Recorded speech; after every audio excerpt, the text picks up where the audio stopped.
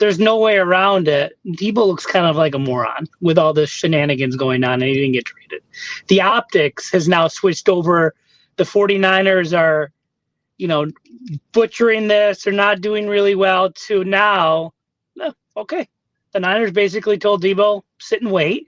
And all this hoofla, the guy who didn't do anything, who's represented by the same agent, got the money, got more money than the Titans given him, didn't have to go through all the anguish that Deebo's going right now. So to me, as an outsider, not in it, the tables have kind of turned, and it's, I see a little bit of Deebo scrambling a little bit, from the perspective of that. So I think it's kind of funny, that he chose to see if he could bully his way out of it. The 49ers didn't act like the Sacramento Kings. They basically said, too bad. You know what I mean? So I know it's still early, but what leverage does Deebo have other than sitting? Whoa, I'll explain that. Hold on. Go ahead. He can be very difficult. I mean, he can, do the bare minimum so that he gets paid. He goes into the season. He plays well for a few games. He gets hurt. He shuts himself down. And that's it. And the Niners be like, well, you're hurting your value. Okay, I'm also hurting your team. How many games are you going to win without me? And you know what? I'll get paid this offseason. People love me. And if it's not as much as I want, fine. But you know what? I'm out. Deebo's a very emotional, competitive person. And I feel like he is channeling all of that into this fight with the 49ers. And just because the Niners say we're not going to lose, I feel like Deebo's just as dug in. So it's going to be interesting. I don't think this is over at all. And I don't think it's over at all. But here's the thing: if Deebo, and so my counterpoint was, you're telling me right now Deebo stock at a skill set level has never been higher. And this league is what have you have done for me lately. So you're going to tell me that a team's going to give him $27 million if it clearly looks like he gave up on the 49ers the next season rather than try to get it from the 49ers right now? They're banking on that they can keep Deebo Samuel against his will, and that capitalism will force Deebo Samuel to play like he did last year. It's not going to happen. He's not going to do that. He and his agent are going to find a way to do the bare minimum for the 49ers and get out, and not lose an accrued season, not hold out, but do the bare minimum, be as difficult as possible, and get. I mean, players do it all the time, man. And all. So so let me ask you this: if I had a truth, polygraph, do you think Deebo's ever going to replicate what he did last year, ever again? I don't know, man. Maybe not. I mean, look. He hasn't given great indications this offseason, right? I mean, he's had issues with his weight in the past. Looks like he's having a really good time. He looks like he's having a really good time. You always have that question, right? How's a guy going to handle a big influx of money? Well, it's not looking good yet. It's really not looking great. I don't know, man. I think it's possible that the Niners made a big mistake not trading him on draft night. That they could have had their pick of Olave, Garrett Wilson, Jameson Williams. They could have got the 10th pick and just moved on. What? You don't want to play? They could have ripped the Band-Aid off. Yes, they've got. Hey, that's Robert Saleh. That's your problem now. We'll take Jameson Williams. He's Trey's age. We're going to move on. I mean, they might really regret that because, I bet you Jameson Williams would love to play for the 49ers. And Deebo, frankly, doesn't want to. Okay. All right. So we'll TBD to be determined. Hey, it's a saga. We're going to see what happens. I'm really curious. Kyle thinks he can fix this. Yes, he does. That was very true. And I'm curious. And you know what? The John Lynch, now that I look at the John Lynch press conference, I took it another way. I saw it as a dad that didn't want to call out like his son, like air dirty laundry. And that's why he was so uncomfortable. Sure. Kyle seems like the person who doesn't mind calling out, anybody. You know what I mean? When pressed on it a couple of nights ago, Kyle was like, look, I have a great relationship with Deebo. And that's what I keep coming back to. He thinks that players have a loyalty to him. I'm curious about that, man. Like, is that the case? What's up with Alex Mack?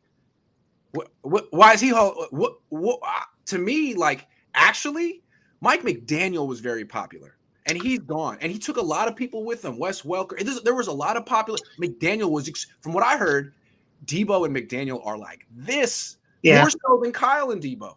So I'm curious, Kyle. Like, this is the big test right now. Like, are you as popular as you think you are? Or is Parag lurking over your shoulder? Does everyone kind of know that he's part of the deal and that you're only as powerful as Parag and Jen allow you to be?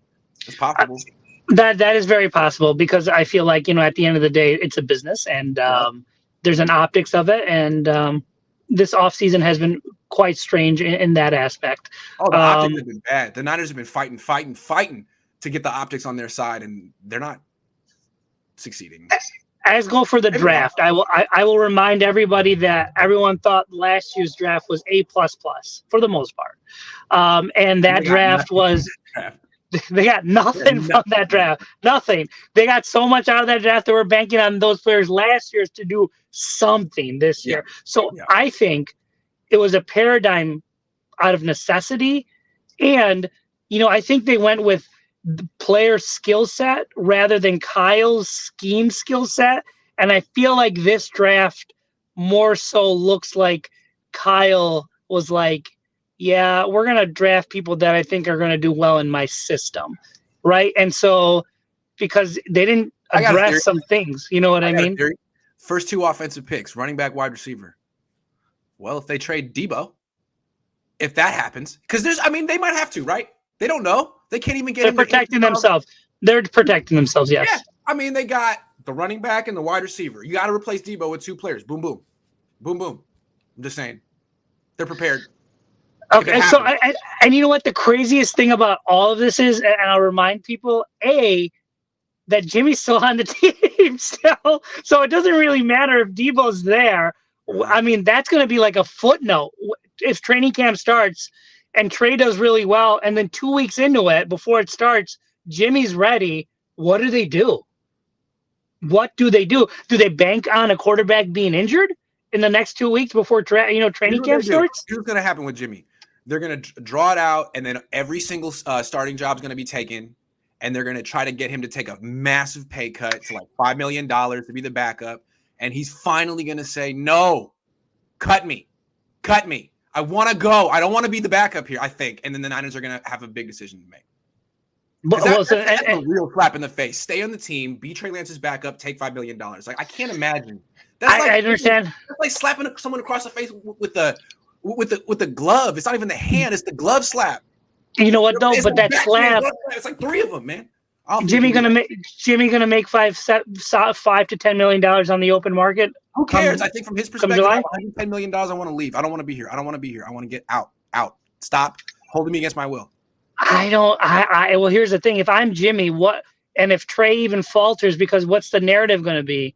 The Niners have a lot of pressure to not only make the playoffs, but to make at least the NFC championships. Dude, if Trey's got here, he's the starter. Because unless they've purged the locker room of all of his supporters, but I don't think they have. This happened last year. The locker room has to say Kyle wants to be liked. The locker room says we want Jimmy. Kyle's not going to fight it. Well, and again, you have to remember there's a whole new coaching staff, so they've got no credibility or no equity with the players. Everyone is starting anew. You know what I mean? In some aspects, even the coaches. So it's on Kyle to straighten this out. All right, Karan, I got to take some more calls. One last thing. Advice. Don't settle on a house. Pick the one you want. Don't do it. Oh, I know. We're aiming high. And when we get turned down, it's like, all right, let's keep looking. That's fine. Good. Good strategy. All right, bye.